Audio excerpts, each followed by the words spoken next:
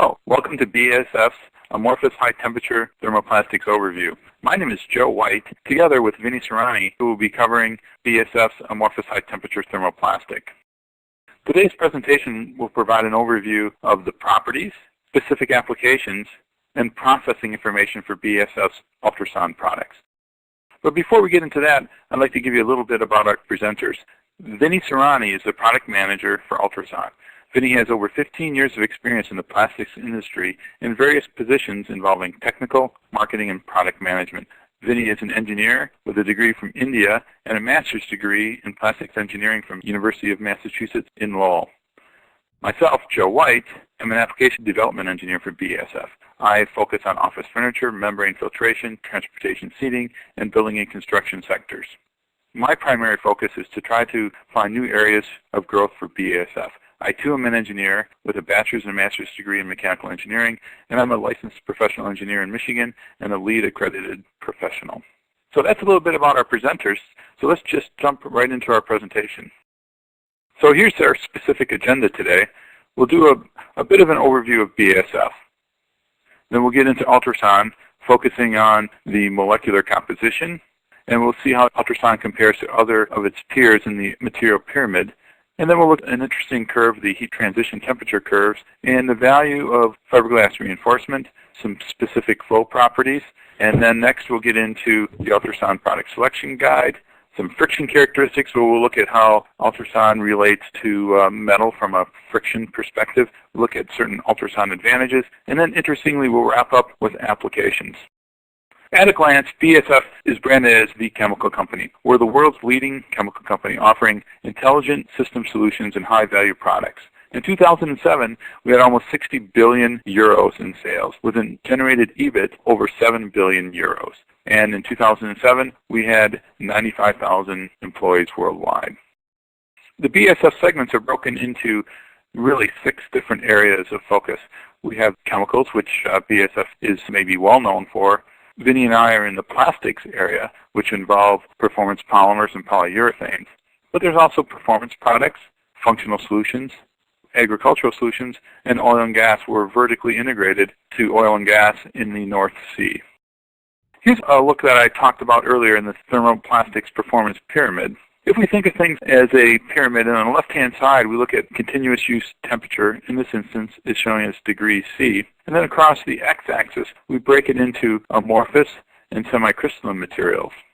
So standard thermoplastics are kind of forming the base of the pyramid. Here we'll see products like PVC, high-impact polystyrene, polypropylene, polyethylene. And these are generally termed commodity kinds of products. But they form probably the biggest usage, but unfortunately probably the cheapest in cost and worse in performance perspective. And you'll see on the right-hand side some suppliers like Sabic for polyethylene and Ashland and Hyvo for polypropylene. The next layer on the, if you will, on the performance pyramid is engineering thermoplastics. And here you'll see such products as ABS, ASA, polycarbonate, polypropylene, or PPE. And this is on the amorphous side of the pyramid. If we go to the semi-crystalline side, here we'll see the PBTs, the PETs, the PA polyamides, which are known as nylons, or the acetals as well. As we move up the pyramid, you'll see that we're a little higher on the temperature performance side of things as well. So let's see what the next part of the pyramid looks like. And again, you'll see some trade names. High temperature polyamides, nylon 6 and 6,6, DuPont, Zytel, Solvay. And now here we are at the top of the pyramid in the high temperature thermoplastics area. And here we'll see PEEK, PVDF on the semi-crystalline side, and then some PIs and PEIs on the amorphous side of things. And this is exactly where Ultrason, either cell phone and polycell phone fall on in terms of performance. And again, here's some trade names that you might recognize: Tyconis, Celestron, Solvay, and DuPont, and PEEK, that sort of thing. So that's a quick look at the thermoplastics performance pyramid. Next, we'll look at BASF's portfolio, and I'll pass things over to Vinny.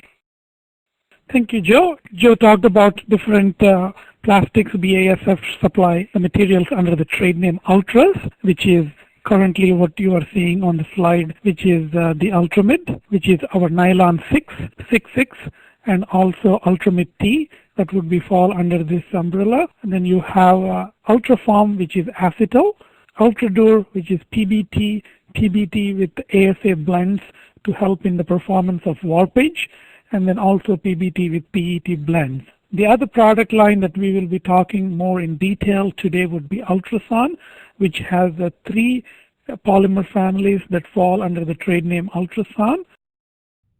If you look at the Ultrason core product range, in the polyether sulfone and in the polysulfone, we have different grades. Again, in the unfilled version, we have Ultrason E1010 to Ultrason E6010. As you can see, the difference between these grades is the flowability. If you are looking for injection molding, predominantly the material that you can use, whether you choose polyether sulfone or polysulfone, would be Ultrason E2010 or Ultrason S2010. If you are looking for extrusion, blow molding type of applications, then you might choose Ultrason E3010 or it would be Ultrason S3010. Regarding the P, Ultrason P, which is the polyphenylene sulfone that we recently introduced, we have only one grade, which is Ultrason P3010, which can be used both for injection molding and also extrusion. Within the polymers, polyether sulfone and polysulfone, we also have glass-filled materials. As you can see, Ultrason E2010G4 or S2010G4, which is used where you need high stiffness and strength compared to an unfilled product.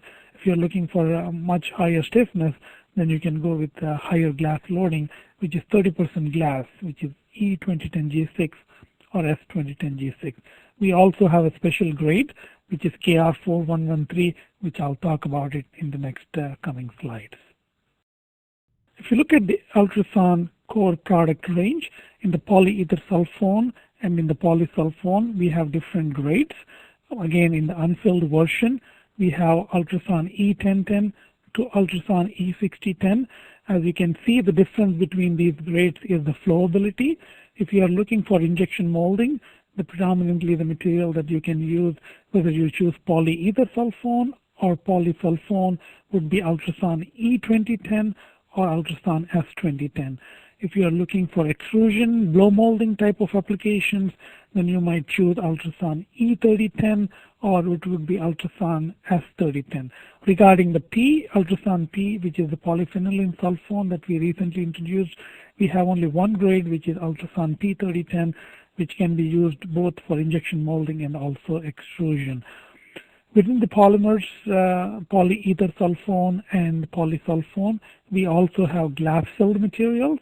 As you can see, Ultrason E2010G4 or S2010G4, which is used where you need high stiffness and strength compared to an unfilled product. If you're looking for a much higher stiffness, then you can go with higher glass loading, which is 30% glass, which is E2010G6 or S2010G6. We also have a special grade, which is KR4113, which I'll talk about it in the next coming slides.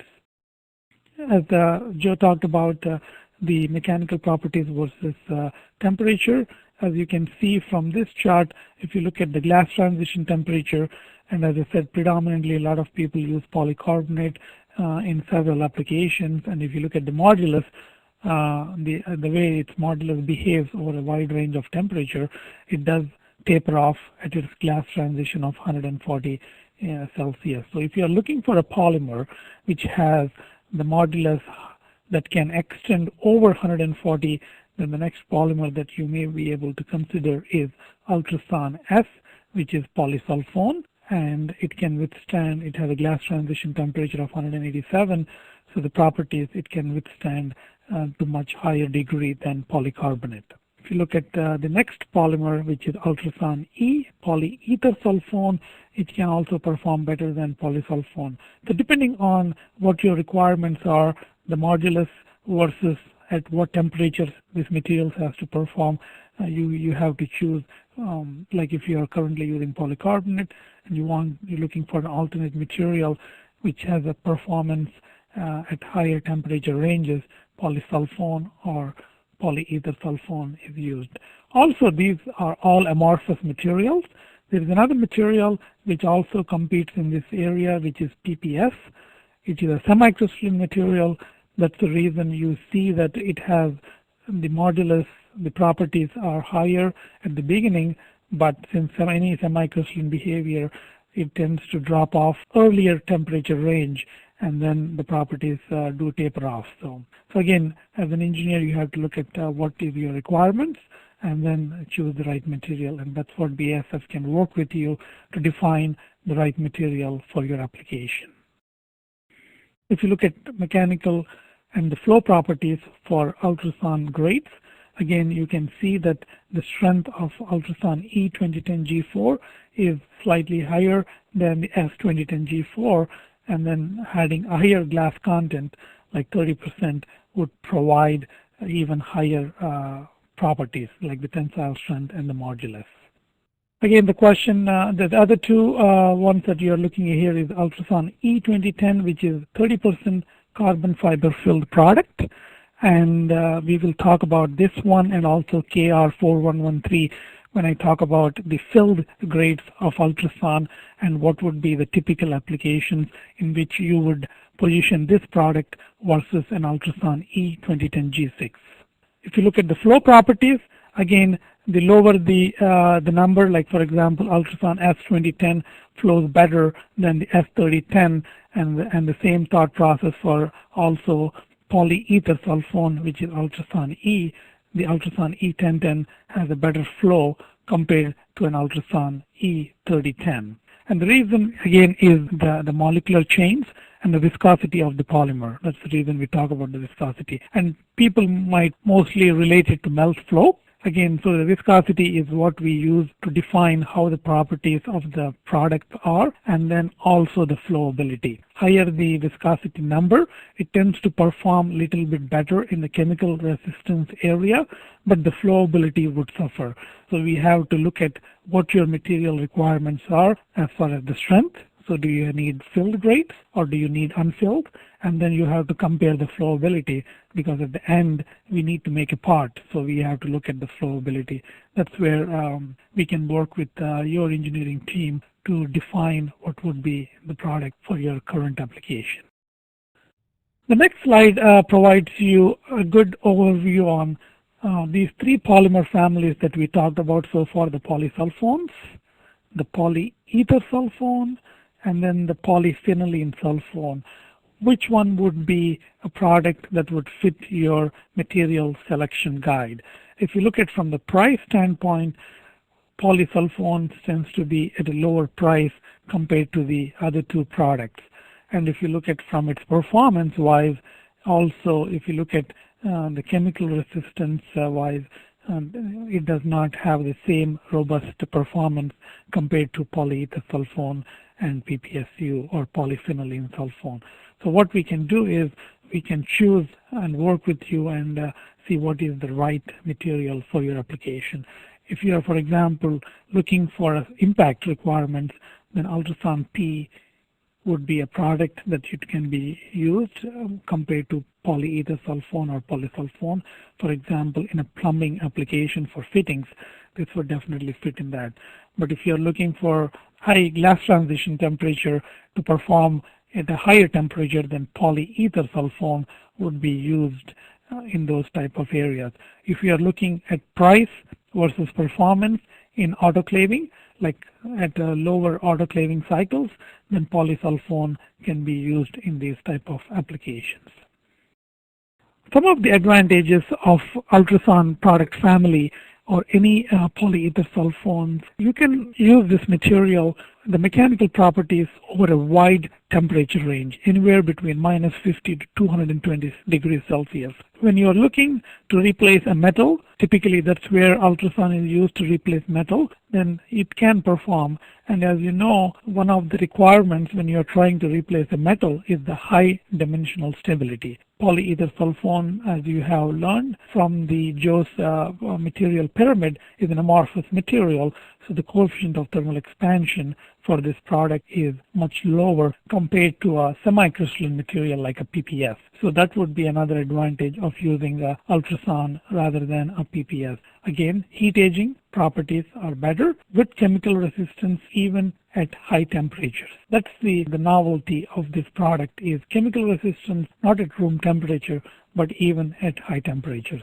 multiple sterilization. For example, as I talked, if you're looking at price to performance, polysulfone would be a product that you would look at. But if you're looking for a lot of multiple sterilization, like a lot of auto cycles, let's say 2000 cycles versus 100, then Ultrason P would be a product that you should consider. All these products are transparent, similar to polycarbonate, but they do tend to have a golden yellow brown color to it. And they do have a good transparency, so it can be used in wide areas where transparency is required.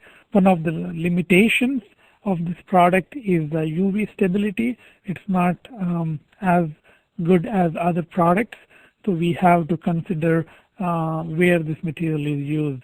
The other good behavior of this polymer is all the three polymers, again, Ultrason S, E, and P, would be fire behavior. So it is used in a lot of applications in aircraft industry and also in military, where you need good fire, smoke, and toxicity requirements, where you need, when it burns, it has to give out very low toxic fumes, and then also good UV resist. So these are the ones that define the use of Ultrason.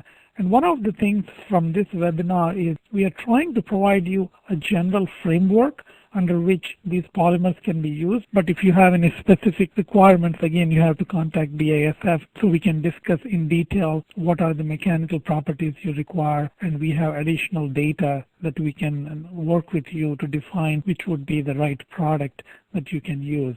This webinar will give you an overview as a framework on where these materials can be used, but in a specific application, we can work with you to define it.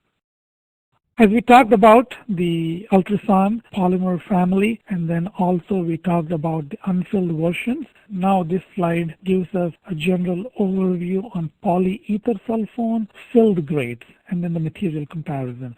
If you look at unfilled polyether sulfone, which is Ultrason E 2010, and then if you look at adding fillers to it, how you see the modulus of an unfilled goes from 2700 megapascals all the way to 22,000, depending on what type of filler you add to the polymer. So depending on what properties are necessary, we can adjust by adding the filler. The commercially available grades that we have is the KR4113, which has 10% carbon, 10% graphite, and 10% Teflon to provide the frictional properties required for this material. And also by adding the carbon and then the graphite, it improves the modulus. The next one is E2010C6, which is 30% carbon fiber filled product, which almost has a modulus of 22,000. And if you just add glass instead of carbon, the same amount, you do get the modulus higher than the unfilled, but it is much lower than the carbon fibers. Obviously, the carbon fiber product would be much higher in price compared to a 30% glass filled product. Again, depending on what the application is, we can choose one of these three products for your application. And then if you look at the heat deflection temperature, it is not that significantly higher. Definitely it is higher than an unfilled version, but the biggest impact you would see is in the modulus. Okay, we talked about the three products, the E2010, which is 30% glass. We talked about KR4113, which has Teflon for the lubricant, and then we have the 30%. Which one would be the right material for your application? If you're looking for a relatively lower price within the three grades, and you're looking to be used for a better impact resistance, and then also under lubricant. For example, if you're using it in a transmission application in oil and others, E2010G6 might be a product that you can. If you're you have an application like in an oil pump where you don't have any oil or lubricant between the metal and the plastic, then that product you can make it with KR4113 because it can slide over the metal piece and still have a good wear resistance. If you're trying to replace very high priced materials like PEEK, then you can also evaluate Ultrason E2010C6, which is the carbon fiber build, which as we talked about has the best mechanical properties and a low coefficient of thermal expansion.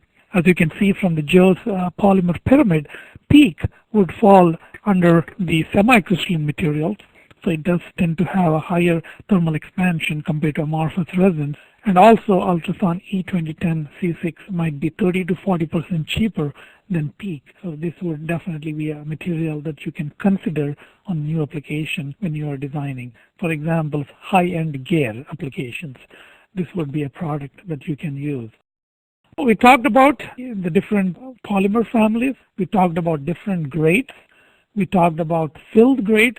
Now we are going to talk about the processing of Ultrason. All typical that are used for any thermoplastic can be used for Ultrason processing, whether it is injection molding, whether it is extrusion, whether it is blow molding. For example, in the baby bottles, it is injection stretch blow molding used for this type of applications, compression molding. So any of the general techniques used for thermoplastics can be used for Ultrason.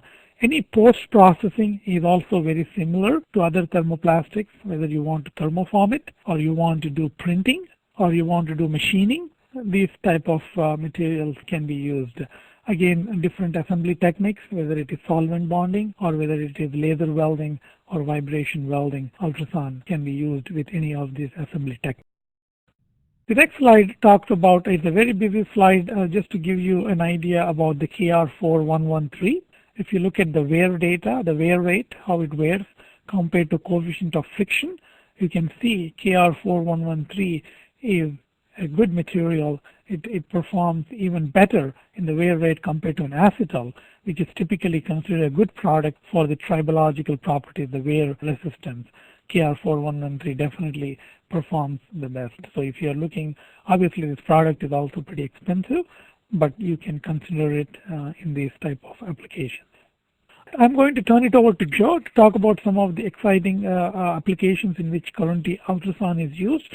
So it gives you a thought where all these applications, properties I talked about, Joe is going to tie them together with these applications.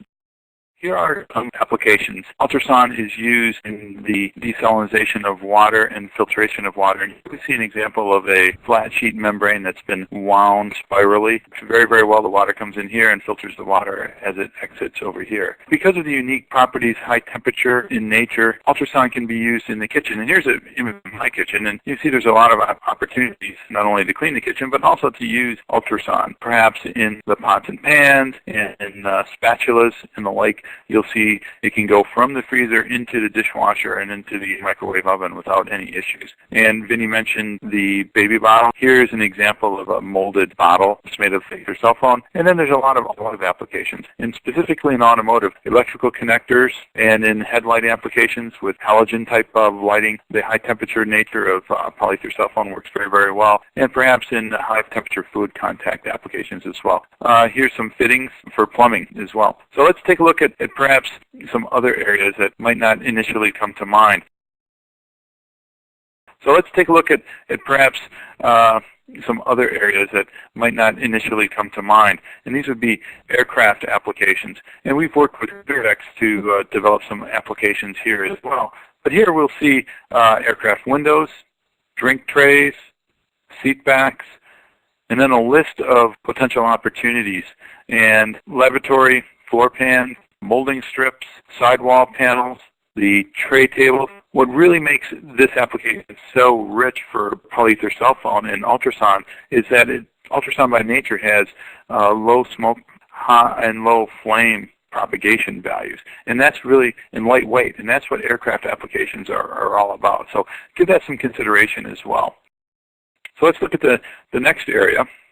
And this is in the food service. I happen to mention spatulas already. But if you go to a fast food restaurant and you peer past the counter into the back of where the food is actually prepared, you might see these food warming trays. And they have kind of a golden tint to them, which is a characteristic of Ultrason. This can go into the warming areas and keep the food fairly warm without worrying about degrading of the resin material. And similarly, oven trays. This was an interesting application in a dairy farm where the milk meter was converted over, and then also in blender applications, small appliances.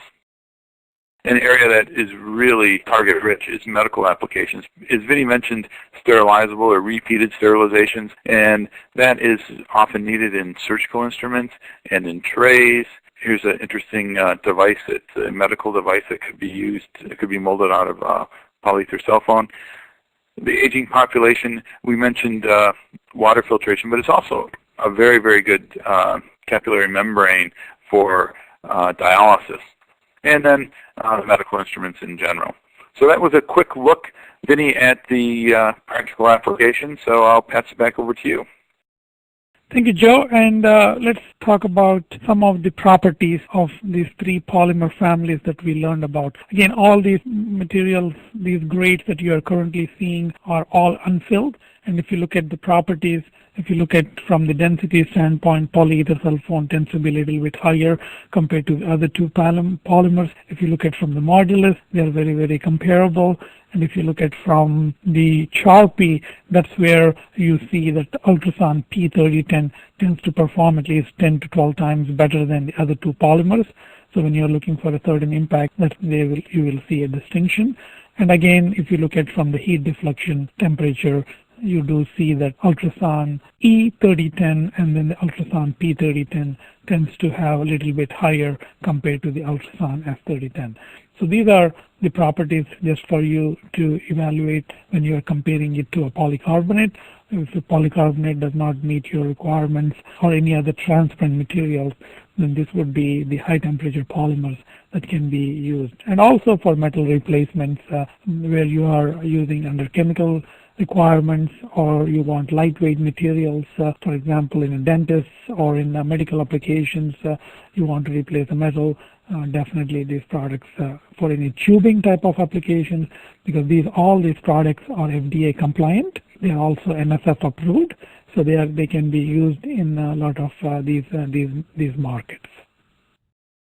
And the question comes to why BASF as your material supplier when you have several choices that you can choose.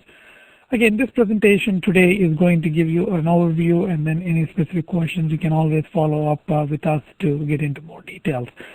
Global support both in the technical and then also in the commercial. That's one of the things BASF can provide because we are worldwide, like we talked about earlier. Most of the grades are global, not only in Ultrason, but the other polymers that we supply, the Ultramid, the Ultradur, and the Ultraform. Most of the core grades are available globally. So for example, if you design and develop a product in US and you want to manufacture it in Asia, or if you have are manufacturing in Asia and you would like to bring the product into the US market, most of our grades are global, so that gives you a good way to introduce them without additional material testing. We are continuously investing in the plastics group. Joe talked about our annual sales of about 60 billion euros, of which 20% comes from our plastics division, which is our ultras and also polyurethanes. We also recently doubled our Ultrason capacity. We are backward integrating the raw materials required so that we can continuously reduce the cost on making these products. So that definitely gives a good indication that we are here for the long run. We also integrated some of our businesses with Honeywell a few years ago, and also we bought some businesses from Tycona. So definitely we are expanding where other people are actually divesting from the plastics market. We continue to invest not only in Ultrason but also in other polymers we talked about. We do have computer-aided tools and testing facilities not only in US but also in Germany, in Asia, in Singapore, and also in Japan. And we also have application development from which Joe is part of this team. And we can work with you to support your innovative ideas, not only in metal to plastic replacement, but also to find the right polymer. Like as you can see today, just within Ultrason, there are 3 different polymer families. To pick the right one always makes you to not only pick the right material, but also to reduce your cost. These are some of the capabilities that we have, not only in the US, but worldwide. We have structural analysis that we can perform because, as we talked about in today's presentation, we do metal to plastic replacements, and if you look at the strength of metal, it is much higher. So by doing the structural analysis and by optimizing the part by the OptiStruct optimization, we can reduce the wall thickness and then improve the performance of the part and also make it lighter. We also do mold filling analysis to make sure that we can define where the knit lines are formed and then how to improve the performance of the knit lines. We can also define how many gates are required and then the impact on warpage. So we can work with you on these type of analysis to come up to reduce the number of iterations you need to actually build an injection mold tool and others. So that would definitely reduce the overall cost in tool building. Again, with the capabilities that we have and then supplying these products globally and the continuous improvement in plastics, the investing in the plastics does make us definitely a partner for you to consider in your new application development. Well, thank you very much for joining us in today's webinar. Hopefully everyone found it interesting. And as Vinny indicated, we are very eager to partner with people who are have applications in the polyether cell phone or in the higher areas of the plastics pyramid. So thank you for your attendance today and looking forward to hearing from you in the future. Have a great one.